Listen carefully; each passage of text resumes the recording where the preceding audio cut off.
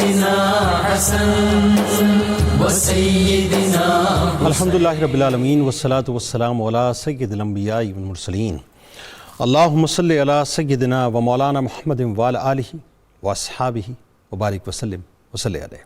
دنیا کے تمام دیکھنے والوں، تمام چاہنے والوں، تمام پیار کرنے والوں کو میری جانب سے اور صبح نور کی خوبصورت سی نشریات کی جانب سے انتہائی محبت کے ساتھ السلام علیکم۔ آئیے ناظرین، آغاز کرتے ہیں صبح کا حضرت ابو انیس محمد برکت علی علیہ رحمہ کی تالیف اسماء النبی الکریم سے رسول اللہ صلی اللہ علیہ وآلہ وسلم کا ایک اسم مبارک، سیدنا الراحم صلی اللہ علیہ وآلہ وسلم، ہمارے سردار صلہ رحمی فرمانے والے۔ درود و سلام بھیجے اللہ آپ صلی اللہ علیہ وآلہ وسلم اور آپ صلی اللہ علیہ وآلہ وسلم کی آل پاک اور صحابہ کرام رضوان اللہ تعالیٰ علیہم اجمعین پر۔ حضرت ابو ہریرہ رضی اللہ تعالیٰ عنہ سے روایت ہے کہ ایک شخص نے بارگاہ نبوی صلی اللہ علیہ وآلہ وسلم میں عرض کیا کہ یا رسول اللہ صلی اللہ علیہ وآلہ وسلم، میرے بعض رشتہ دار ایسے ہیں کہ میں ان سے تعلق جوڑتا ہوں تو وہ مجھ سے توڑتے ہیں، میں ان کے ساتھ نیکی کرتا ہوں تو وہ میرے ساتھ برائی کرتے ہیں، میں ان کے ساتھ بردباری کے ساتھ پیش آتا ہوں اور وہ میرے ساتھ جہالت آمیز سلوک کرتے ہیں۔ یہ سن کر آپ صلی اللہ علیہ وآلہ وسلم نے فرمایا کہ اگر تم ایسا ہی کرتے ہو جیسا تم نے بتایا ہے تو تم اس کا اجر ضرور پاؤ گے، اور جب تک تم اس طرح کرتے رہو گے اللہ تبارک و تعالیٰ کی طرف سے تمہارے ساتھ ایک ایسا مددگار رہے گا جو ان کے مقابلے میں تمہاری مدد کرے گا۔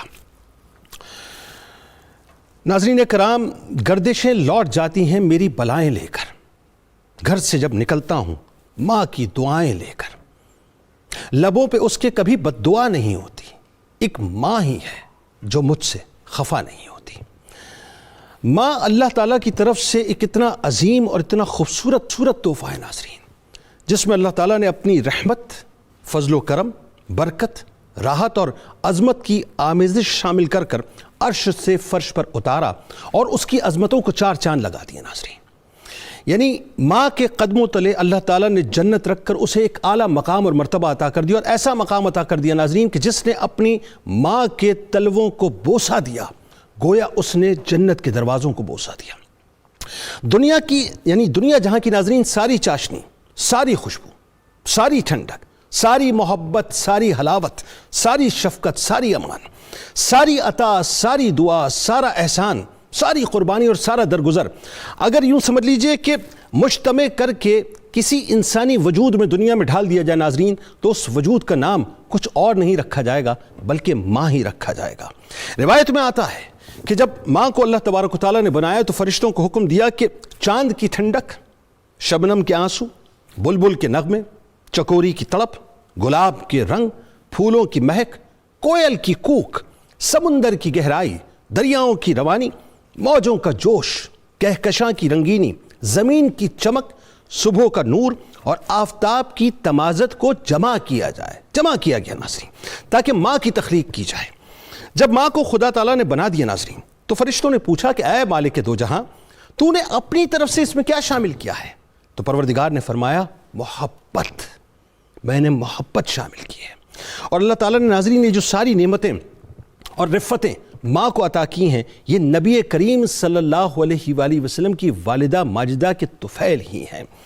ایک بار ناظرین ایک صحابی رسول صلی اللہ علیہ وآلہ وسلم سرکار مدینہ صلی اللہ علیہ وآلہ وسلم کی خدمت اقدس میں حاضر ہوئے، اور کیا کمال سوال ہے اور کیا حسین جواب ہے ناظرین، سنیے۔ فرماتے ہیں کہ یا رسول اللہ صلی اللہ علیہ وآلہ وسلم، میں نے اپنی والدہ کو اپنے کاندھوں پر اٹھا کر حج کرایا، کیا میں نے ان کا حق ادا کر دیا؟ قربان جائیے رسول اللہ صلی اللہ علیہ وآلہ وسلم پر فرماتے ہیں جس کا مفہوم یہ ہے کہ تو نے ایک رات کا بھی حق ادا نہیں کیا جس میں اس نے تجھے دودھ پلایا تھا۔ اسی طرح سے ایک صحابی رسول صلی اللہ علیہ وآلہ وسلم ناظرین سرکار مدینہ صلی اللہ علیہ وآلہ وسلم کی خدمت میں آئے، عرض کیا رسول اللہ صلی اللہ علیہ وآلہ وسلم مجھ پر سب سے زیادہ کس کا حق ہے حسن سلوک کے حوالے سے؟ فرمایا تیری ماں کا۔ پھر عرض کیا کس کا؟ فرمایا تیری ماں کا۔ پھر عرض کیا کس کا؟ فرمایا تیری ماں کا۔ پھر عرض کیا کس کا؟ فرمایا تیرے باپ کا۔ بس دو باتیں آخر میں عرض کر رہا ہوں ناظرین۔ حضرت اویس قرنی رضی اللہ تعالیٰ عنہ جن کو اللہ تعالیٰ نے بہت رفت اور مقام عطا کیا، جن کو یعنی اتنی رفت اور مقام ملا کہ مولا کائنات مولا علی کرم اللہ وجہ الکریم اور حضرت عمر فاروق رضی اللہ تعالیٰ عنہ کو یہ حکم دیا کہ اویس کے پاس جانا اور جا کر امت کے لیے دعا کرانا کسی اور وجہ سے نہیں ناظرین. ایک تو عشق مصطفیٰ صلی اللہ علیہ وآلہ وسلم اور دوسری ماں کی خدمت کی. اور آخری جملہ کہ حضرت حارثہ بن نعمان رضی اللہ تعالیٰ عنہ ناظرین کرام مدینے میں تلاوت کرتے تھے, جنت میں سنی جاتی تھی. وجہ کیا تھی؟ وجہ یہ تھی کہ ماں کی خدمت کیا کرتے تھے. یعنی عالم یہ تھا کہ اپنے ہاتھوں سے اپنی ماں کے لیے روٹیاں پکاتے تھے, سالن پکاتے تھے, اور محبت سے ان کو نوالے کھلایا کرتے تھے, ان کے بالوں میں کنگھی کرتے تھے, ان کو تیل لگایا کرتے تھے, ان کے کپڑے دھویا کرتے تھے, ان کی خدمت کیا کرتے تھے. اور جب وہ کوئی حکم دیتی تو با ادب ہو کے سر جھکا کر ان کے سامنے غلاموں کی طرح کھڑے ہو جایا کرتے تھے. اور اگر کوئی بات کہتی اور سمجھ نہ آتی یعنی سن نہیں پاتے تو ان کو تکلیف نہ دیتے کہ ماں اس بات کو دوبارہ دہرا دو, بلکہ اپنی بیوی سے جا کے پوچھا کرتے تھے کہ ماں نے کیا کہا ہے. یعنی اتنی بھی تکلیف نہیں دیتے تھے. نتیجہ کیا نکلا؟ اللہ نے وہ رتبہ عطا کیا کہ تلاوت تم مدینے میں کیا کرتے تھے, آوازیں اس کی جنت میں سنائی دیتی تھی. ناظرین یہ ہے ماں, اور یہ ہے ماں کی محبت, اور یہ ہے ماں کے توسط سے ملنے والا مقام. آئیے اس نشریات کا آغاز کرتے ہیں. ناظرین ہمارے ساتھ 3 ممتاز شخصیات موجود ہیں. پہلی شخصیت انتہائی قابل احترام ہے, ساری عمر درس و تدریس کرتے رہے, سینئر استاد ہیں, معروف عالم دین ہیں, محترم جناب پروفیسر محمد سعید احمد خان صاحب. دوسری شخصیت آپ کے ہمارے ہم سب کے انتہائی قابل احترام ہیں, ممتاز عالم دین ہیں, انتہائی میٹھی اور خوبصورت گفتگو کرتے ہیں, محترم جناب مفتی محمد فاروق القادری صاحب. اور تیسری شخصیت ناظرین ایک ادارے کے استاد ہیں, اسلامک اسکالر ہیں, بہت ہی خوبصورت گفتگو کرتے ہیں, محترم جناب پروفیسر عبدالقدوس دورانی صاحب. اور آخر میں انشاءاللہ ملک کے معروف شناخہ جناب صاحبزادہ عثمان الحسنین صدیقی صاحب ماں کی شان میں کلام پیش کریں گے. آپ تینوں احباب کو خوش آمدید. السلام علیکم. وعلیکم السلام ورحمۃ اللہ. آپ سے آغاز کرتے ہیں پروفیسر صاحب. ظاہر ہے اب یہ چونکہ وقت کم ہوتا ہے, ورنہ جب ماں کا موضوع آ جائے تو پھر دل چاہتا ہے کہ انسان جو ہے وہ بس ماں کی حلاوت, ماں کی محبت پہ بات کرے. لیکن ہم تو کیا بات کریں گے صاحب, ہم تو انسان ہیں. اللہ جو کلام فرماتا ہے اور رسول اللہ صلی اللہ علیہ وآلہ وسلم جو کلام فرماتے ہیں, آغاز وہاں سے کرتے ہیں آج. بہت شکریہ. بسم اللہ الرحمن الرحیم. اللہم صلی علی محمد کما تحب و ترضی. ہم ماں کے ضمن میں جو باتیں کر رہے ہیں اس میں پہلی بات ہمیں یہ ذہن میں رکھنی چاہیے کہ پروردگار عالمین اور اس کے حبیب مکرم صلی اللہ علیہ وسلم کی تعلیمات کی روشنی میں ماں وہ موتی ہے جس کی کسی خزانے میں قیمت نہیں ہے. سبحان اللہ. نہ آج تک کوئی اس کی قیمت لگا سکا, نہ کسی میں ہمت ہے, نہ کوئی لگا سکے گا. بھئی سبحان اللہ. پروردگار عالمین نے ہمیں قرآن پاک میں یہ حکم دیا کہ اما یبلغن عندک الکبر احدہما او کلاہما فلا تقل لہما اف. اللہ اف تک نہ کہو. ولا تنہرہما وقل لہما قولا کریما. کہیں فرمایا وصاحبہما فی الدنیا معروفا. اللہ. میں ایک طالب علم کی حیثیت سے یہاں پر یہ عرض کرنا چاہوں گا کہ ہم ماں کی عظمت کے متعلق جتنی بھی باتیں کریں ان کی بنیاد میں یہ بات ایک لمحے کے لیے بھی ہماری آنکھوں سے اوجھل نہیں ہونی چاہیے کہ یہ سب کچھ اسلام کا عطا کردہ ہے. جب تک ہم اپنے آپ کو اسلامی تعلیمات کی طرف نہیں لائیں گے, اپنے بنانے والے کے دیے ہوئے نظام حیات کو اپنے لیے مینارہ نور نہیں بنائیں گے, اس وقت تک ہم یہ توقع رکھیں کہ ہمارا معاشرہ فرشتوں کا معاشرہ ہو, یہاں اخلاق و عادات وہ بنیں, ادب و احترام کے وہ تقاضے ہوں. سب سے بنیادی بات یہ ہے کہ ہم ایک نظریاتی ملک کے باشندے ہیں. والدین پر سب سے اہم ذمہ داری یہ ہے کہ وہ اپنی اولاد کی تربیت اس انداز سے کریں کہ جب ان کی بیٹی ماں کے مرتبے پر فائز ہو تو اسے پتہ چلے کہ مجھے اللہ اور اس کے رسول صلی اللہ علیہ وسلم نے کیا مرتبہ و مقام دیا ہے. اچھا عمر صاحب, یہ بات تو بالکل درست ہے, اس پہ تو ظاہر ہم نے کلام کرنا ہے. میں چاہتا ہوں ابتدائی طور پہ تھوڑا سا آپ لوگوں کو قرآن اور حدیث کی روشنی میں بتائیے ماں کی فضیلت کیا ہے, اس کی عظمت کیا ہے, تاکہ لوگوں کو کلیئرٹی کے ساتھ چلی جائے یہ بات. نبی اکرم رحمت عالم صلی اللہ تعالی علیہ وسلم کی تعلیمات کی روشنی میں آپ صلی اللہ علیہ وسلم فرماتے ہیں کہ اللہ کی رضا ماں کی رضا میں ہے, اللہ کی ناراضگی ماں کی ناراضگی میں ہے. حضور نبی اکرم رحمت عالم صلی اللہ علیہ وسلم نے جب اپنی امت کو دعا کی قبولیت کے اسباب عطا کیے تو ان میں یہ فرمایا کہ اللہ رب العزت مظلوم کی دعا کو رد نہیں فرماتا، اللہ مسافر کی دعا کو رد نہیں فرماتا۔ تیسرے مقام پر اللہ کے نبی علیہ السلام نے جن عظیم ہستیوں کو یہ درجہ عطا کیا وہ ہمارے ماں باپ ہیں۔ حضور نبی اکرم رحمت عالم صلی اللہ تعالی علیہ وسلم نے اپنی زندگی میں جس قدر صحابہ رضی اللہ تعالی عنہم کو ماں باپ کے ساتھ حسن سلوک کی تاکید کی، اس کی روشنی میں ہم تو یہ دیکھتے ہیں کہ اگر ماں ناراض ہے تو جانے والے صحابی رسول ہیں، جہاد میں شامل ہوتے ہیں، غزوات میں شریک رہتے ہیں، نماز روزے کی پابندی کرتے ہیں، لیکن اگر ماں ناراض ہے تو ان کا خاتمہ ایمان پر نہیں ہو رہا۔ ان کی زبان سے لا الہ الا اللہ، وہ جو ہے نا لکنو موتاکم، کہ اپنے مردوں کو تلقین کیا کرو کہ ان کے پاس بیٹھ کر آرام سے کلمہ پڑھو تاکہ وہ بھی سن کر، کیونکہ من کان آخر کلام ہی لا الہ الا اللہ داخل الجنہ، جس کا اس دنیا سے جاتے ہوئے یہ کلام ہوا لا الہ الا اللہ تو وہ جنت میں داخل ہوگا۔ اب صحابہ رضی اللہ عنہم حضور علیہ السلام کے ارشاد پر اس صحابی کے لیے تلقین فرما رہے ہیں، لیکن زبان پر کلمہ کیوں جاری نہیں ہو رہا؟ حضرت علقمہ رضی اللہ تعالیٰ عنہ، حضرت جناب کیا واقعہ ہے وہ تو پھر اللہ کے نبی علیہ السلام معلوم کرواتے ہیں۔ جب ماں آتی ہے تو آپ فرماتے ہیں علقمہ کیسا ہے؟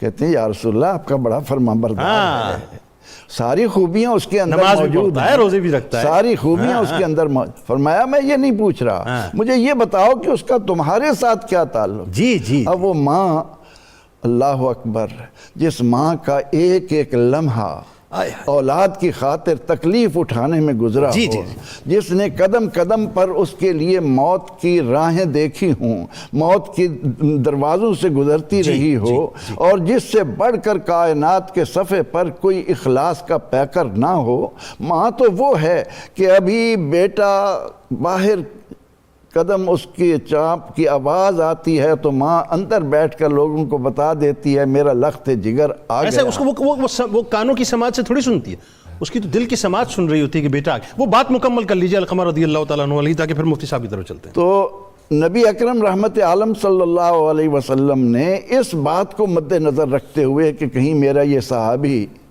اتنی خدمات سے گزرتے ہوئے اس حال سے دنیا سے نہ جائے، تو آپ نے فرمایا کہ اگر ماں تو راضی نہیں ہوگی اللہ اسے راضی نہیں ہوگا، تو آپ نے ماں کا دل پسیجنے کے لیے پھر فرمایا صحابہ کو کہ تم لکڑیاں اکٹھی بلال حبشی رضی اللہ تعالیٰ عنہ کو حکم دیا۔ اللہ اکبر، ماں کا کیا مقام ہے اولاد کے لیے، جب تک اولاد اپنے دلوں کے اندر ماں کے متعلق یہ جذبہ پیدا نہ کرے کہ ماں ناراض ہو کر بھی جب یہ دیکھتی ہے کہ میرا بیٹا جلے گا، آگ میں جائے گا، تو فوراً کہتی ہے یا رسول اللہ صلی اللہ علیہ وسلم میں اس کو معاف کرتی ہوں۔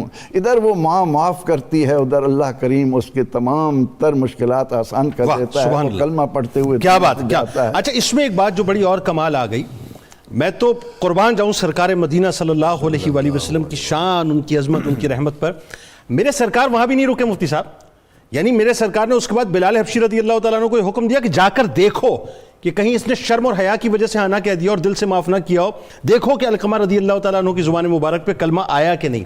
جب تصدیق ہوئی تو اس کے بعد سرکار کو اطمینان ہوا۔ اچھا اب یہاں پہ ایک سوال میں آپ سے بہت ہی جنرل سوال کر رہا ہوں۔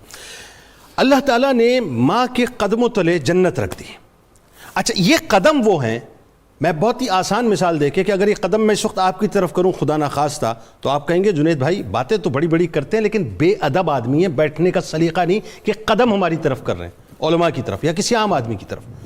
جن قدموں کو کسی طرف کیا جائے تو بے ادبی ہو جائے، لیکن اللہ نے کیا مقام ماں کو دیا کہ انہی قدموں کے نیچے جنت عطا کر دی۔ جی دراصل ماں کا احسان بہت بڑا ہے، اسی لیے اس کا مقام بھی بہت بڑا ہے۔ سورہ احقاف کی آیت نمبر 15 میں اللہ تعالیٰ نے یوں ارشاد فرمایا وَوَصَّيْنَا الْإِنسَانَ بِوَالِدَيْهِ إِحْسَانًا، کہ ہم نے انسان کو حکم دیا ہے کہ ماں باپ کے ساتھ حسن سلوک کرے۔ اللہ ابتدائی حصے میں ماں باپ دونوں کے ساتھ حسن سلوک کا حکم ہے، لیکن پھر اس تخصیص کے بعد، اس تعمیم کے بعد تخصیص آ گئی، جس سے قرآن مجید کا اسلوب ایک خاص بات سمجھاتا ہے کہ اب اس تعمیم کے بعد جو تخصیص پر مبنی بات آ رہی ہے یہ بہت اہم ہے، بہت خاص ہے، اس کو کسی طور نظر انداز نہیں کیا جا سکتا۔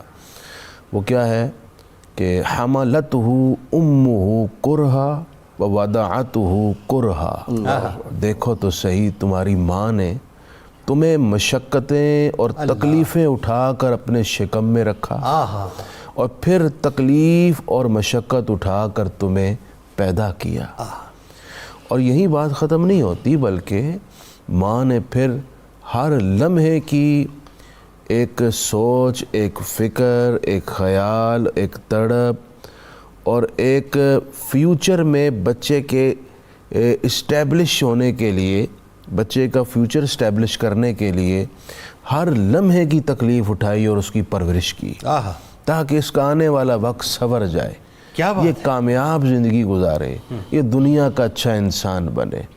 تو چونکہ ماں کی مصیبتیں، مشقتیں، محنتیں اور جد و جہد اور بچے کی روشن مستقبل اور آنے والے وقت کے سنورنے کے لیے خدمات بہت زیادہ ہیں، اس لیے ماں کا مقام بھی اتنا ہی بڑا ہے۔ جو بخاری شریف کی حدیث آغاز میں آپ نے پڑھی کہ ایک صحابی نے عرض کی، من احق بحسن صحابتی، میرے حسن سلوک کا زیادہ مستحق کون ہے؟ تو 3 مرتبہ ماں کا ذکر فرمایا۔ وہ اسی وجہ سے ہے کہ ماں کی جو اولاد پر احسانات اور خدمات ہیں وہ بہت بڑھ کے ہیں۔ اچھا، یہاں ذرا وضاحت بھی فرما دیجئے، میں طفل مکتب کی حیثیت سے ایک سوال کرنا چاہتا ہوں کہ یہ 3 درجے اس لیے رکھے کہ پہلا درجہ اس لیے کہ ماں 9 مہینے پیٹ میں اپنے بچے کو رکھتی ہے، بالکل، دوسرا درجہ اس لیے کہ جس وقت وہ جنتی ہے تو جو تکلیف برداشت کرتی ہے، اور تیسرا درجہ جو رضاعت کے 2 برس ہیں، اس پرورش اس کو آپ مطلق پرورش کہیں، تو یہ 3 درجے اس لیے تھا۔ بالکل ایسا ہی، بالکل ایسا ہی ہے۔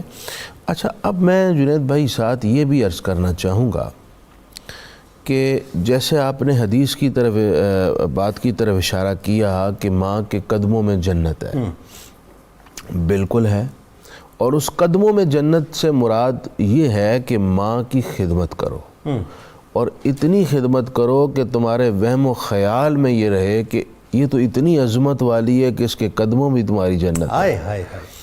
دراصل اس میں خدمت پر برانگیختہ کرنا مقصود ہے کہ اولاد کے وہم و خیال میں اپنی ماں کی خدمت رچ اور بس جائے۔ ایک اس شیخ تھے، شیخ ابو اسحاق، یہ سیاہ ستہ کے محدثین کے راویوں میں سے بھی ہیں اور غالباً تابعین میں سے ہیں یا تبع تابعین میں سے۔ شیخ ابو اسحاق کے پاس ایک شخص آیا اور کہا، جناب میں نے رات ایک عجیب و غریب خواب دیکھا ہے۔ کیا خواب دیکھا ہے؟ کالی جا خواب یہ دیکھا کہ آپ کی داڑھی موتیوں سے، یاقوت سے، جواہرات سے بھری ہوئی ہے اور چمک رہی ہے۔ اب میں تم نے سچ خواب دیکھا ہے؟ کہا حضور اس کی مجھے حقیقت بتائیں۔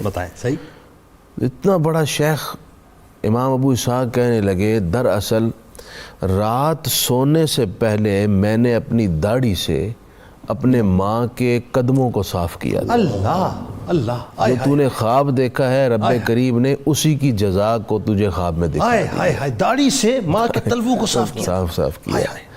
میں تو کہتا ہوتا ہوں جی، ماں سے محبت نہیں، عشق ہونا چاہیے۔ واہ واہ واہ واہ واہ، کیا خوبصورت! کہ عشق جو ہے یہ پھر اپنے محبوب کے بغیر بے چین کر دیتا ہے۔ بس کیفیت یہ ہو کہ ماں کو دیکھے نہ تو بے چین ہو جائیں، ماں کے قدموں کو چوم نہ لیں تو سکون نہ میسر آئے۔ بلکہ ایک حدیث پاک ہے جی، یہ ماں کا وجود ہمارے قلب و باطن کی تطہیر کا باعث ہے۔ ایک ترمذی میں حدیث ہے، وہ بھی سنانے لگا ہوں۔ ایک صحابی حاضر ہوئے، انی اصبت ذنبا عظیما، یا رسول اللہ میں نے بہت بڑا گناہ کر لیا، فہل لی توبۃ، کیا میرے لیے توبہ کا کوئی راستہ، کوئی دروازہ ہے؟ تو آپ نے فرمایا، فہل لک من ام، یہ بتا تیری ماں زندہ ہے؟ اگر زندہ ہے تو جا ماں کے پاس، اس کی خدمت کر اور دعا کرا. کیا بات ہے. حالانکہ خود رحمت عالم موجود ہے, ہاں ہاں, خدا کے حبیب, کیا خوبصورت بات, جن کی بارگاہ میں آنے کا حکم بھی ہے, جاؤ کا, لیکن فرمایا امت کے سامنے ظاہر کرنے کے لیے کہ تمہاری ماں تمہارے گناہوں کی تطہیر کا بھی باعث ہے. واہ. اچھا, اس نے عرض کی یا رسول اللہ میری ماں تو انتقال کر گئی. فرمایا فَعَلَّكَ مِنْ خالہ, کیا تیری خالہ ہے؟ کہا یا رسول اللہ وہ ہے. میں جا خالہ کی خدمت کر اور ان سے دعا کروا, ان کے ساتھ حسن سلوک کر, رب تیرے گناہ معاف کر دے گا. معلوم یہ ہوا کہ ہم جو دوسروں سے دعا کے لیے کہتے ہیں یہ بھی اچھا کام ہے, لیکن اگر آپ کے ماں باپ گھر میں موجود ہیں تو وہ آپ کے اولین مرشد ہیں, اور ایسی مقبول اور مستجاب ہستیاں ہیں کہ ان کے اٹھے ہوئے ہاتھ آپ کے لیے رد نہیں ہوں گے. کیا بات. سب سے ضروری کام یہ کیا کریں, اپنے ماں باپ سے دعا کروائیں. سبحان اللہ, بہت خوبصورت بات ہے درانی صاحب. اچھا, اب بات وہی آ گئی نا کہ نہ جانے کون دعاؤں میں یاد رکھتا ہے نا. میں ڈوبتا ہوں سمندر اچھال دیتا ہے. تو یہ جو ماں کی دعا ہے یہ تو ظاہر ہے فرش سے لے کر عرش تک اور عرش سے لے کر فرش تک جو ہے آپ کو بس اپنے دامن میں سمیٹے ہوئے ہوتی ہے. ماں کے حقوق کیا ہیں, ماں کے فرائض کیا ہیں؟ رسول کریم صلی اللہ علیہ وآلہ وسلم نے جس طرح سے حضرت دائی حلیمہ سعدیہ رضی اللہ تعالیٰ عنہ کا ادب فرمایا, حضرت ام ایمن رضی اللہ تعالیٰ عنہ کا ادب فرمایا, آپ سوچئے یہ مثالیں ہمارے لیے کیسی تابناک مثالیں, کیا فرمائیں گے؟ بسم اللہ الرحمن الرحیم. محترم جنید صاحب, بہت ہی اہم اور وقت کی ضرورت ہے یہ ٹاپک, چونکہ ہمارے معاشرے کے اندر والدین کے حوالے سے اگرچہ باقی دنیا کے معاملے میں تو مقابلے میں تو بہتر ماحول ہے, لیکن پھر بھی ضرورت ہے کہ اس کو مزید اجاگر کیا جائے. بالکل ٹھیک. اللہ تعالیٰ نے قرآن مجید کے اندر اپنے حقوق کے بعد, ایک تو وہ حق ہیں جو اللہ کے حق ہیں, ٹھیک ہے, اپنے حقوق کے بعد مخلوقات کے حقوق میں سے جن کے حق پر سب سے زیادہ زور دیا اور بندوں کو جس پر ابھارا وہ والدین کے حقوق ہیں. بلکہ اس کی اہمیت کا اندازہ اس سے لگائیں کہ اللہ تعالیٰ نے اپنی توحید اور اپنی بندگی کا حکم دینے کے بعد متصلاً جو حکم دیا وہ ماں باپ کے ساتھ حسن سلوک کا حکم دیا. وَقَضَىٰ رَبُّكَ أَلَّا تَعْبُدُوا إِلَّا إِيَّاهُ, آپ کے رب نے یہ فیصلہ کر دیا ہے. یہ لفظ قضا پہ غور فرمائیے, وہ حکم نہیں دے رہا, وہ فیصلہ کر چکا, فیصلہ کر لیا, ٹھیک ہے, کہ اس کے سوا کسی کی عبادت نہ کرنا اور والدین سے حسن سلوک کرنا. سبحان. درمیان میں کسی اور چیز کا ذکر نہیں کیا. سبحان. توحید پر رہنے کا پیغام اور رد شرک کرنے کے بعد ساری عبادات کو پیچھے چھوڑ کر ماں باپ کے حسن سلوک کو سب سے پہلے رکھا گیا. وَبِالْوَالِدَيْنِ إِحْسَانًا وَبِالْوَالِدَيْنِ إِحْسَانًا. اور اگر ہم رشتوں کی لسٹ بناتے ہیں انسانی زندگی کے اندر, ہمارے لوگوں کے ساتھ کئی طرح کے تعلقات ہیں, کئی طرح کی نسبتیں ہیں, مگر ساری نسبتیں پیچھے ہیں, سارے تعلقات ہیچ ہیں ماں باپ کے ساتھ تعلق کے حوالے سے. یہ ہمارے لیے بنیادی رشتہ ہے. اور جنید صاحب, جہاں تک ماں باپ کے ساتھ خدمت کرنا, ان کے ساتھ نیکی کرنا, حسن سلوک کرنا, یہ اتنا بڑا وصف ہے کہ اللہ تعالیٰ نے اپنے کلام قرآن میں نبیوں کے اوصاف میں سے یہ وصف بیان کیا کہ فلاں نبی اپنے ماں باپ کا, حالانکہ سارے نبی ہی ماں باپ کے فرما بردار تھے. حضرت یحییٰ علیہ السلام کا ذکر کیا, برم بوالدیہ ولم یکن جبارا عصیا. یحییٰ علیہ السلام اپنے ماں باپ کے ساتھ نیکی کرنے والے تھے, جبار گناہگار نہیں تھے.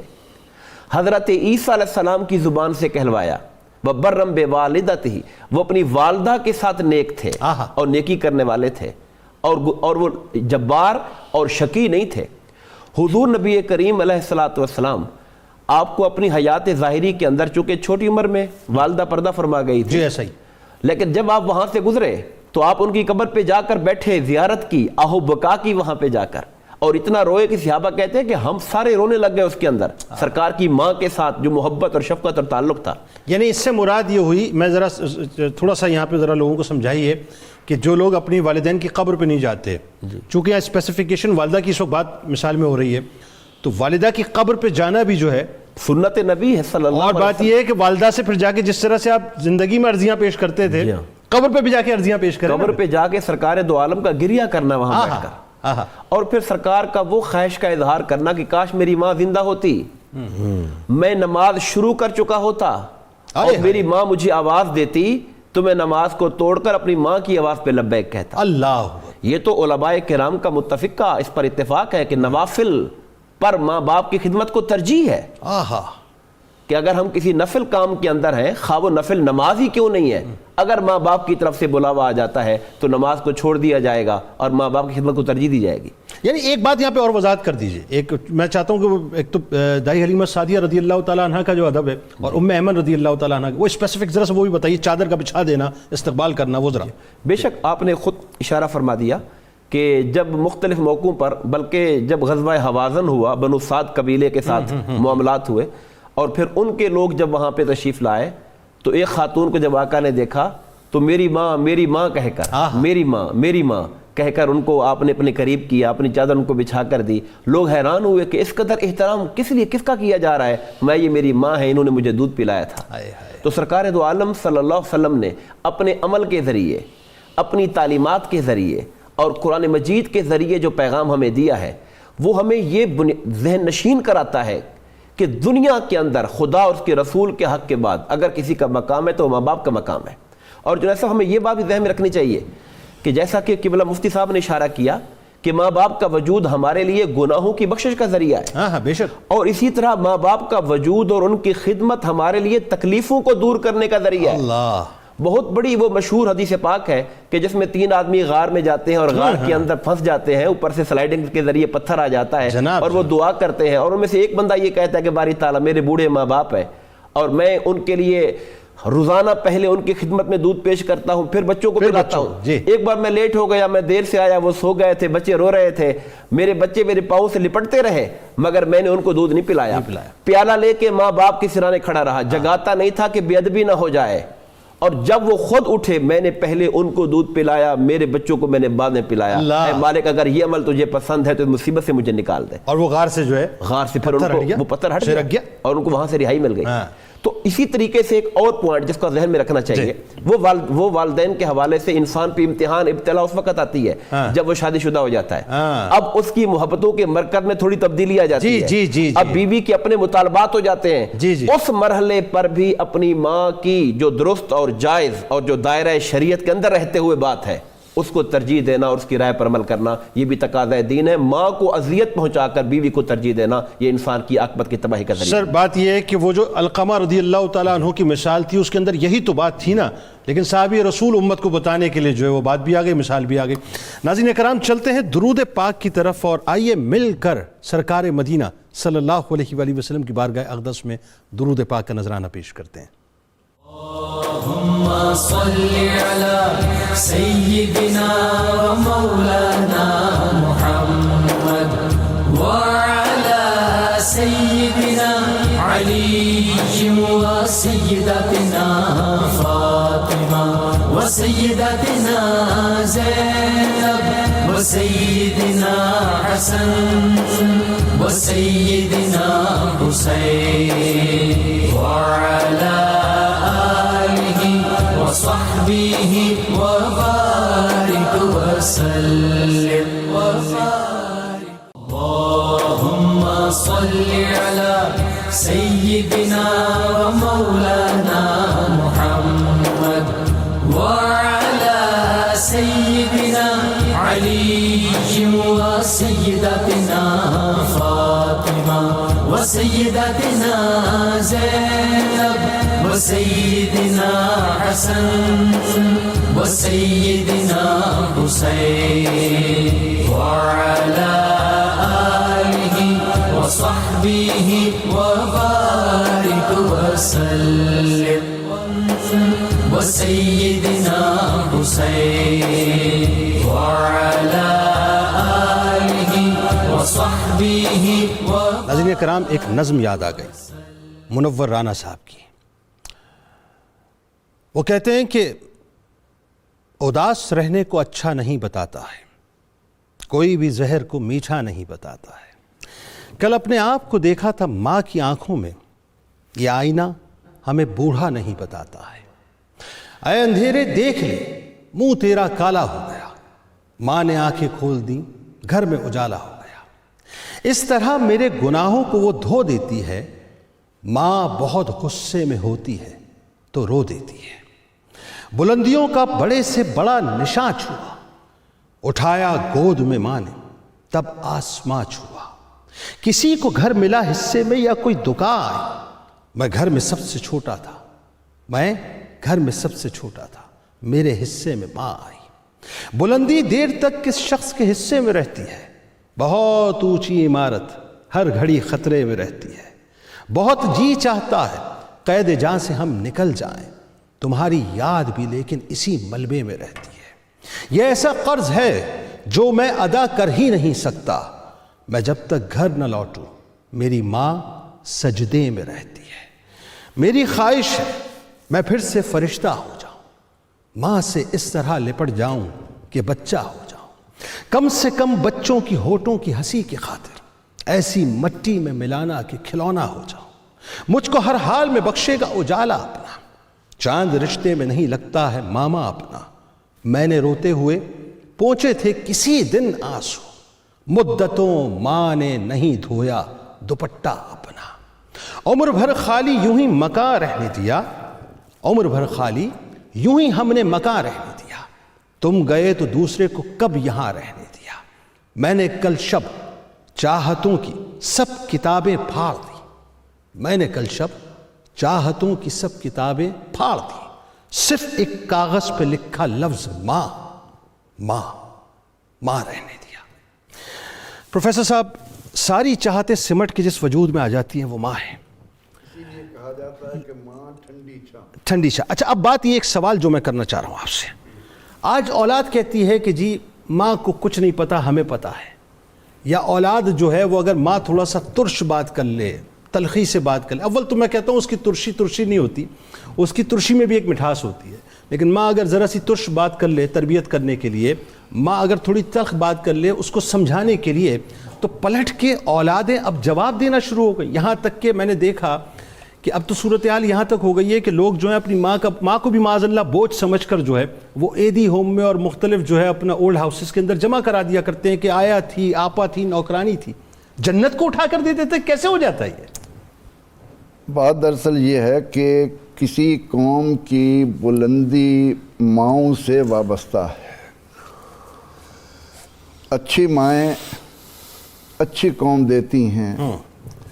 जब माँओं की तरबियत में फ़र्क आ जाए, अब नबी अकरम रहमत आलम सल्लल्लाहु ताला अलैहि वसल्लम ने अपनी वालदा तो 6 साल की उम्र में अल्लाह के यहाँ चली गईं, लेकिन जब हज़रत हलीमा सादिया रज़ियल्लाहु अन्हा मक्का मुकरमा में आती तो हज़रत खदीजा किस तरह माल ऊँटों पर लाद कर उनको रुखसत करती।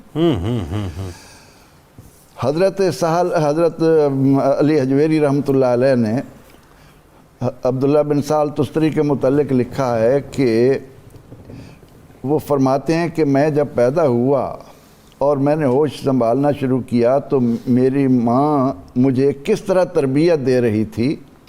मैं जब माँ से कहता कि मुझे खाना चाहिए तो माँ कहती कि जाओ अल्लाह से मांगो।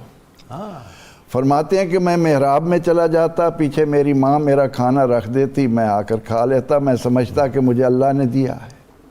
फिर फरमाते हैं कि एक दिन ऐसा इत्तेफाक आया कि जब माँ मौजूद नहीं थी, उनकी गैर मौजूदगी में बेटा आया और माँ ने आकर देखा कि बेटा खाना खा रहा है। फरमाया ये खाना तुम्हें कहाँ से मिला? कहा अम्मा जैसे पहले आता था आज भी अल्लाह ने भेजा है। आप इस्लामी तारीख़ में अगर हम उम्मत के हालात देखें तो जितने अजीम इंसान हैं वो सारे के सारे माँओं की वजह से हैं। सैयदना शेख अब्दुल कादिर जिलानी रहमतुल्लाह अलैह को देखिए, कुतुबुद्दीन बख्तियार काकी रहमतुल्लाह अलैह को देखिए, हज़रत फरीदुद्दीन गंजे शकर रहमतुल्लाह अलैह को देखिए। ये माँओं का किरदार है। अल्लाह रब्बुल इज़्ज़त ने ये फ़ैसला फरमाया है कि शिरक के बाद अगर कोई सबसे बड़ा गुनाह है तो हुकूकुल वालिदैन। इसलिए कहा कि माँ वो मर्तबा रखती है कि उसने तुम्हारे लिए वो तकलीफ़ें झेली हैं कि उनकी आवाज़ पर तुमने उफ तक नहीं कहनी। लोग उठा के जो है वो जमा करा देते हैं। सिर्फ जमा ही नहीं कराते जुनैद साहब, अब तो माँओं को कत्ल कर रहे हैं। कत्ल कर रहे हैं, सही बात, बिल्कुल सही। अब तो इस हद तक नौबत आ गई है, हम भूल गए। एक बेचा तक जा रहा है माँओं को। एक दिन मूसा अलैहिस्सलाम ने अल्लाह ताला की बारगाह में अर्ज़ की कि मौला करीम مجھے دنیا میں اس شخص کی زیارت کرا جو جنت میں میرا ساتھی ہوگا۔ اللہ تعالیٰ نے موسیٰ علیہ السلام سے کہا کہ وہاں مصر میں فلاں قصاب وہ ہے گوشت بیچتا ہے، وہ تمہارے ساتھ جنت میں جائے گا۔ اب موسیٰ علیہ السلام وہاں پہنچے اور جب وہ فارغ ہوا تو فرمایا کہ میں آج کچھ وقت تمہارے ساتھ تمہارے گھر گزارنا چاہتا ہوں۔ وہ لے گیا۔ آپ نے دیکھا کہ وہ جب جانے لگا تو اس نے یہ کہ یعنی ماں جب ضرورت مند ہے اور اس وقت اولاد ان کی خدمت کرنے کی بجائے اپنی خواہشات کو غالب اپنے اوپر کرتے ہوئے ان سے جب بے اعتنائی برتتے ہیں تو رب تعالیٰ بھی ان سے بے اعتنائی برتتا ہے۔ اس نے ماں کو وہ مرتبہ اور مقام دیا۔ موسیٰ علیہ السلام نے دیکھا کہ جب وہ گھر پہنچا تو اس نے سب سے پہلے وہ شوربہ سا بنایا اور اس کے بعد وہ ایک پنگھوڑا لایا، اس میں بوڑھی عورت تھی، اس کو نکالا اور چمچ کے ساتھ سب سے پہلے اس کے پیٹ کو بھرا۔ تو موسیٰ علیہ السلام نے دیکھا کہ ماں خوش ہو کر کہہ رہی تھی کہ اے اللہ میرے بیٹے کو جنت میں موسیٰ علیہ السلام کا ساتھی بنانا، ان کا پڑوس عطا کرنا۔ تو اسلام نے ہمیں اس لیے ماں باپ کی طرف جو دعا سکھائی اس میں یہ نہیں کہا کہ قُلْ رَبِّ ارْحَمْہُمَا کما امرنی، مجھے انہوں نے امیر بنایا، نہیں، رب ارحمہما کما ربیانی صغیرا۔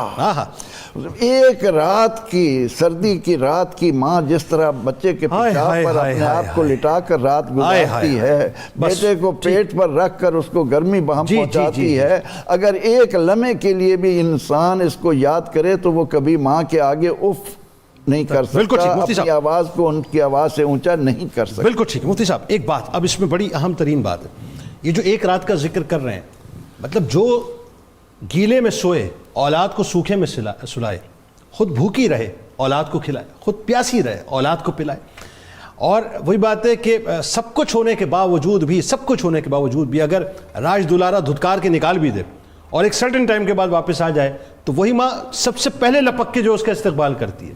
کیا قلب عطا کیا اللہ نے ماں کو، کیسا دل عطا کیا ہے؟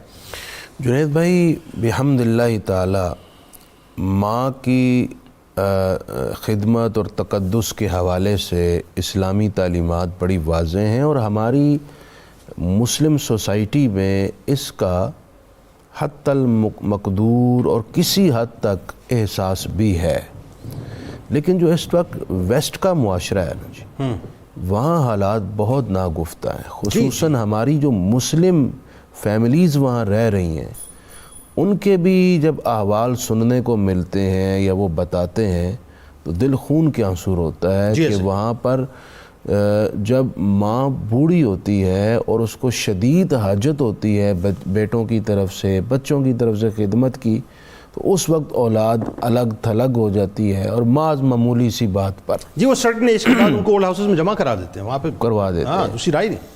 تو وہاں پر حالات ایسے ہیں، بہت دل دکھتا ہے۔ خصوصاً میں درخواست کروں گا ان فیملیز کو جو باہر رہتی ہیں اپنے بچوں کی تربیت میں، جیسے کہ پروفیسر صاحب فرما رہے تھے، اولاد کی تربیت کے حوالے سے جو اسلامی تعلیمات ہیں ان کو ضرور فالو کریں تاکہ آپ کے بڑھاپے میں یہ اولاد آپ کے لیے تکلیف کا باعث نہ بنے۔ دوسرا ایک میں یہاں پر آج یہ نقطہ رکھنا چاہتا ہوں کہ بہت سارے لوگ یہ سوچتے ہیں اور یہ محسوس کرتے ہیں کہ ہم اپنی ماں باپ کی ان کی زندگی میں خدمت نہیں کر سکے یا ان کی بے ادبی کرتے رہے، وہ ہم سے راضی نہیں تھے، تو کیا ان کے وصال کے بعد کوئی ایسا راستہ ہے کہ انہیں راضی کیا جا سکے، انہیں خوش کیا جا سکے؟ تو اس سلسلے میں طبرانی میں حدیث پاک موجود ہے، نبی اکرم صلی اللہ علیہ وآلہ وسلم نے ارشاد فرمایا، من زار قبر والدیہ او احدہما کل جمعۃ کتب لہ برا وغفر لہ، فرمایا جو شخص ہر جمعے کو اپنے ماں باپ یا ان میں سے جو بھی وصال کر گیا ہے ان کی قبر کی زیارت کے لیے جائے ہر جمعے کو، اللہ تعالیٰ اس کو 2 رحمتیں دیتا ہے۔ ایک یہ کہ اس بندے کو ماں باپ کے نافرمانوں سے نکال کر خدمت گزاروں میں لکھ دے گا، کیا بات. اور دوسرا یہ کہ اس کی بخشش فرمائے گا. اب آپ اندازہ لگائیے کہ جن کی قبر پر جانے سے رب راضی ہو جاتا ہے، ان کی زندگی میں خدمت کرنے سے اللہ تعالیٰ کیا کچھ عنایات فرمائے. اللہ اکبر.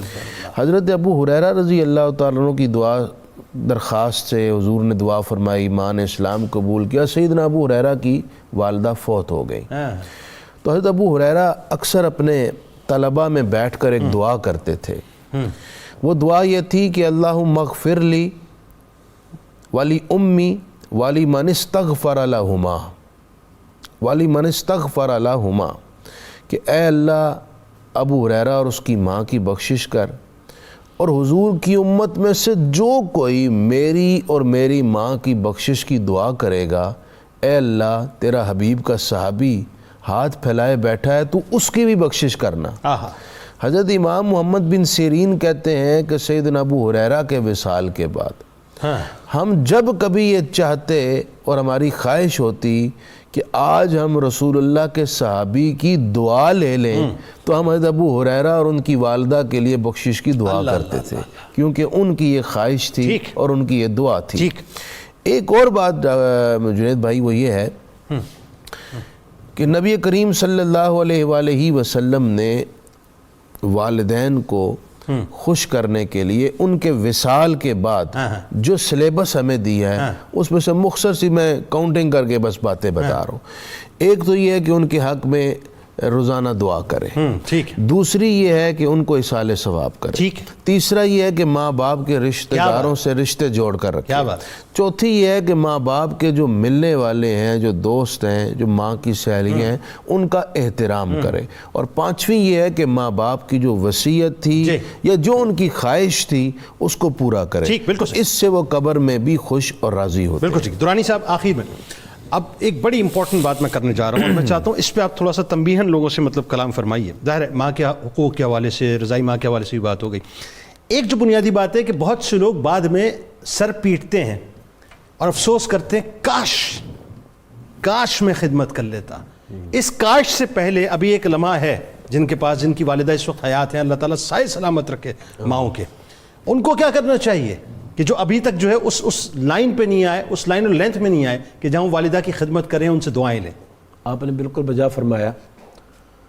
ہم زندگی کے تمام معاملات میں وہ جو کہتے ہیں نا ہمیشہ دیر کر دیتا ہوں، یہ بھی ہماری دیر کا معاملہ ہے. کہ مولی نیازی صاحب کے اشعار ہیں، جب وہ حیات میں ہوتے ہیں تو پھر ہم ان کی قدر کا احساس نہیں کر رہے ہوتے. اور یہ معاملہ ہمارے معاشرے کے اندر سب کے ساتھ ہے. ہم ایصال ثواب کی محافل پہ زور دیتے ہیں، وہ جائز ہیں، درست ہیں، مگر بھی زندگی میں ان کے جو حقوق تھے اور ان کی جو ذمہ داریاں تھیں اور ان کے متعلقہ ہمارے جو معاملات تھے، اس میں ہم نے کس حد تک اپنا حق ادا کیا. والدین کے حوالے سے جس طرح محترم مفتی صاحب نے ان کی حیات کے بعد کے معاملات کا ذکر کیا ہے، میں چاہتا ہوں اسی طرح سورہ بنی اسرائیل میں اللہ تعالیٰ نے ان کی حیات کے اندر جو ذکر کیا، وبالوالدین احسانا، ماں باپ کے ساتھ حسن سلوک کرو. اب حسن سلوک کے اندر مالی احسان بھی ہے. اگر ماں باپ کو ہمارے مال کی ضرورت ہے، قل ما انفقتم من خیر فللوالدین، اے نبی مکرم آپ فرمائیے تم جو کچھ خرچ کرتے ہو اس کے سب سے زیادہ حقدار تمہارے ماں باپ ہیں، اس سے بہتر خرچ کی کوئی جگہ ہی نہیں ہو سکتی. پھر اس کے بعد اپنا رویہ ہمارا جو ہے، ہمارے رویے کے اندر ان کے لیے ادب ہو، احترام ہو. فلا تقل لہما اف، یہاں تک کہ اف تک نہ کہو. صحابہ کرام کہتے ہیں اگر اف سے نیچے بھی کوئی چیز ہوتی تو اللہ تعالیٰ اس سے بھی منع فرماتا. ایک مسئلہ اور حل کر دیجئے، ماں اگر ظالم ہو، شدید ظالم ہو، پھر کیا کرنا ہے اولاد کو؟ دیکھیں جی، ماں باپ ظالم کیا کافر ہی کیوں نہ ہوں، کیا بات ہے، تو تب بھی دین کہتا ہے دنیاوی اعتبار سے ان کے ساتھ جو حسن سلوک ہے وہ قائم رکھو. ٹھیک ہے. اور تیسری بات جو قرآن مجید کہتا ہے وَاخْفِضْ لَهُمَا جَنَاحَ الذُّلِّ، ان کے سامنے اپنی عاجزی کے پر بچھائے رکھو. تمہارا وقار دنیا میں بھلے تم جس سطح کی آدمی ہو، خواہ دینی اعتبار سے کوئی عالم، شیخ الحدیث، مفتی اور پیر کیوں نہیں ہو، دنیاوی اعتبار سے حکمران وقت ہی کیوں نہیں ہو، مگر ماں کے جب سامنے آؤ گے تو پھر خدا کی بارگاہ میں مقبول تب ہوگے جب ان کے سامنے عاجزی کا رویہ رکھو گے. اور حضرت سعید بن مسیب رضی اللہ تعالیٰ عنہ فرماتے ہیں کہ ماں باپ کے سامنے اولاد کو اس طرح ہونا چاہیے جیسے قصوروار ملازم ایک سخت گیر آقا کے سامنے ہوتا ہے. جس کا مالک سخت ہو مزاج ہو اور بندہ قصوروار ہو، تو قصوروار آدمی جس طرح ان کے سامنے لرزاں کھڑا ہوگا، ترساں کھڑا ہوگا، پریشان حال کھڑا ہوگا، اس طرح ماں باپ کے سامنے اس کے دل میں خوف ہونا چاہیے۔ اور جنید صاحب ایک چیز اور جس کی طرف توجہ کرانے کی ضرورت ہے، میں نے قرآن مجید میں ایک مقام دیکھا اور اس نے مجھے حیران کر دیا۔ اللہ پاک ہم سے مطالبہ کرتا ہے کہ میرا شکر ادا کرو، انشکر لی، مگر کائنات میں دوسری ہستی جس کے شکر کا مطالبہ اللہ کر رہا ہے وہ والدین کے شکر کا مطالبہ کر رہا ہے، اور دونوں کو جوڑ کے کہا انشکر لی ولوالدیک، اے بندے تو میرا شکر ادا کیا کر اور ماں باپ کا شکر ادا کیا کر۔ کتنا بڑا احسان ہوگا ماں باپ کا کہ خدا اپنے ساتھ ماں باپ کو جوڑ کر ان کو تھینکس اور ان کے شکریہ ادا کرنے کا ہمیں حکم دے رہا ہے اور شکر گزار رہنے کا حکم دے رہا ہے۔ اور آخری بات اس سلسلے میں جو میں گزارش کرنا چاہتا ہوں وہ یہ ہے کہ والدین وہ ہیں جو اللہ تعالیٰ کی نعمتوں میں سے عظیم نعمت بھی ہیں اور ہمیں نعمتیں دینے والے بھی ہیں، یعنی فی نفس ہی ان کا وجود خود بھی نعمت ہے اور وہ ہمارے لیے منعم بھی ہیں۔ ہمیں جو نعمتیں ملیں، خواہ وہ جان کی ہے، خواہ ہمارے بچپن کی ہماری صحت ہے، ہماری تربیت ہے، ہماری سلامتی ہے، وہ ماں باپ کے احسانات کا ہی نتیجہ ہے۔ بالکل ٹھیک۔ اور یہ جو ماں باپ کا ادب ہے، میں ایک جملہ آخری کہنا چاہوں گا، یہ جو فرمایا یہ قرآن مجید میں قُل رب ارحمہما کما ربیانی صغیرا، کہ اے اپنی دعاؤں میں یاد رکھو ان کے لیے دعا و استغفار میں کہ اللہ ان پہ ایسے رحم فرما جیسے وہ بچپن میں میری پرورش اور تربیت کیا کرتے تھے۔ یہاں والدین کے لیے یہ بات قابل غور ہے کہ آپ اپنی اولاد کی تربیت پہ توجہ دو تاکہ اتنا خدا کی رحمت کے مستحق ہو جائے۔ آپ تینوں احباب کا بہت شکریہ، آپ تشریف لائے۔ ناظرین کرام، ایک بچی ہے جو بڑی ہو جاتی ہے اور بڑی ہونے کے بعد ماں بن جاتی ہے، اور ماں بننے کے بعد جب اس کی بیٹی کی شادی ہوتی ہے یا وہ بڑی ہوتی ہے تو اسے کچھ احساس ہوتا ہے اپنے ماضی کے بارے میں کہ اس نے اپنی ماں کے ساتھ کیا کیا تھا۔ آئیے ذرا وہ کیا کہتی ہے، سنیے۔ وہ کہتی ہے کہ مجھے یاد ہے وہ دن جب میں نے تجھے خود سے الگ دیکھا تھا، خود کو تجھ سے بڑا سمجھا تھا، اپنی عقل کل سے تیری محبت کو پرکھا تھا، اپنی گڑیوں کو تجھ سے تیری نہیں کہہ کر چھینا تھا، خود کھانے کی ضد میں تیرے ہاتھوں کو جھٹکا تھا، تیرے ہاتھ پکڑنے کی بجائے دیواروں کو سہارا سمجھا تھا، میرے ہاتھ میں کئی کتابیں تھیں اور تجھے علم کی پڑھی تھی، کتنی آسانی سے تجھے کچھ نہیں آتا ماں یہ کہہ دیا تھا، اور تو نے بھی تو ہنس کے یہ کہہ دیا تھا کہ مجھے بھی بتاؤ نا کیا لکھا ہے ان میں۔ وہ تیرا میرے ساتھ دن رات کا جاگنا، مجھے ہر آفت سے محفوظ رہنے کی دعا دینا، میری دوستوں کی لمبی فہرستیں اور تیرا مسکرا دینا، وہ میری لغزشیں، وہ میری نافرمانیاں، وہ میری نادانیاں، سب کچھ اپنے آنچل میں چھپا کر سب سے چھپا لینا، میری آنکھوں میں تیری یادیں دعاؤں کی صورت نم ہے، میری اچھی ماں سنو، میری بیٹی اب بڑی ہو گئی ہے، میری عقل اور سمجھ سے بھی بڑی، مجھے معاف کر دو ماں، بس ایک شکوہ ہے میرا تجھ سے، میں تجھ جیسی ہوتی یہ دعا کیوں نہیں کی تھی، میں تجھ جیسی ہوتی یہ دعا کیوں نہیں کی تھی۔ اللہ تعالیٰ تمام اولادوں کو عقل سلیم عطا فرمائے کہ وہ زندگی میں اپنی ماں کی خدمت کر لیں، کیونکہ مرنے کے بعد جو پچھتاوا ہوتا ہے اس کے بعد ہاتھ میں کچھ نہیں رہتا۔ ہمارے ساتھ ملک کے معروف شناخواں جناب صاحبزادہ عثمان الحسنین صدیقی صاحب تشریف فرمائے، آپ کو خوش آمدید کہتا ہوں۔ آئیے جناب، کتاب الشفا سے ادائیگی قرض کا ایک عمل ہے جو میں آپ کے سامنے پیش کر رہا ہوں۔ ہر فرض نماز کے بعد 7 مرتبہ اللہم اکفنی بے حلالک عن حرامک واغننی بفضلک عمن سواک کا معمول بنا کر ناظرین اللہ تبارک و تعالیٰ کے سامنے پیش کریں، انشاءاللہ ادائیگی قرض کے اسباب اللہ تعالیٰ پیدا فرما دے گا۔ حضرت سیدنا امام جعفر صادق علیہ السلام کا قول مبارک ہے، اپنے اہم امور میں ان لوگوں سے مشورہ لو جو خوف خدا کی دولت سے مالا مال ہیں۔ روزنامہ 92 نیوز میں